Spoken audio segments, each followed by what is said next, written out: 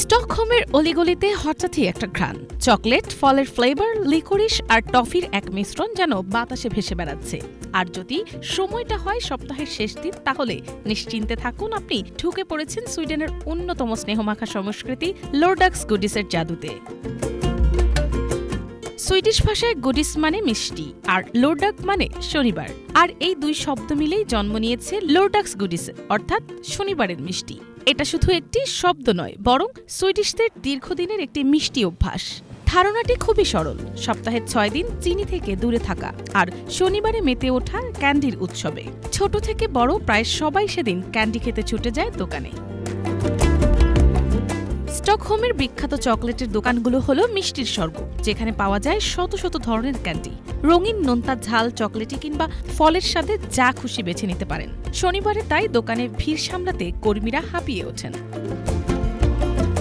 কিন্তু এই আনন্দঘন লোরডাক্স গুডিসের জন্মটা কিন্তু অতটা মিষ্টি ছিল না। 1950-এর দশকে সুইডিশ স্বাস্থ্য কর্তৃপক্ষ দাঁতের যত্নে চিনির ব্যবহার কমানোর উদ্দেশ্যে চালু করেছিল এই ধারণাটি। তারা চেয়েছিল সপ্তাহে মাত্র একদিন মিষ্টি খাওয়ার অভ্যাস করতে।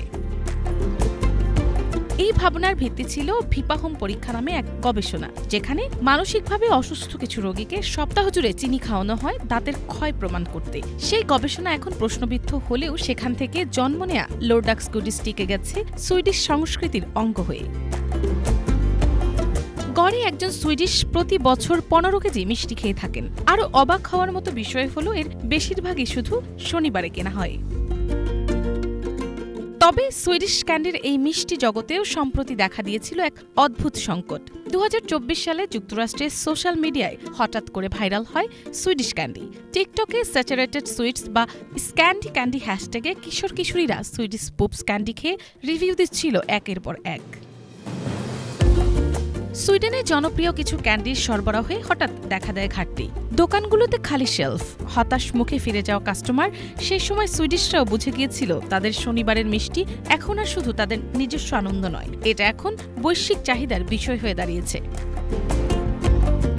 মজার ব্যাপার হলো, যাদের জন্য প্রথমে এই নিয়ম চালু হয়েছিল, অর্থাৎ শিশুদের দাঁতের স্বাস্থ্য রক্ষা করতে, তারা এখনো প্রতি শনিবার মিষ্টির দোকানে ছুটে যায় ঝিলমিল চোখে।